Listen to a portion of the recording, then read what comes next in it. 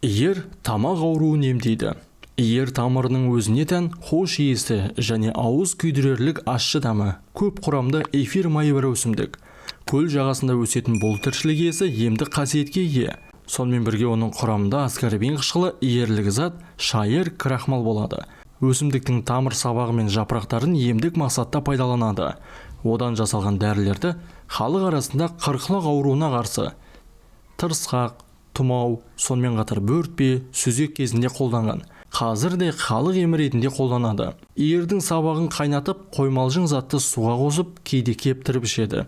Қажетті жағдайда теріге де жағады. Ащылығына да қарамастан дәрі секілді сорады.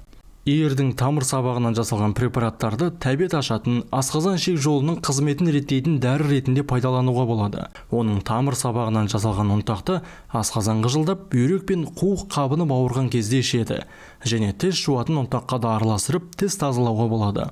Шаштың түсуін тоқтату үшін иір тамыр сабағын кәрі қыз турица тамырын, қырмызы гүлін, календула және құлмақ бүрін хмельді алады. Осылардан жасалған қоспаны 1 литр суға қайнатып, оны күнде жатар алдында басқа жағады. Бұл өсімдіктің тамырын күз айларында жинап алып, күнге кептіріп қояды. Кепкен тамырды қияқтап турап, жіпке моншақ тізгендей тізіп, сөлі кеткенше кептіріп жинайды. Кейін тамақ ауырғанда бір-бірлеп сорады. Бұл өсімдік ангина ауруынан айығуға көмектеседі. Кептірілген иерлерді 3 жыл сақтайды.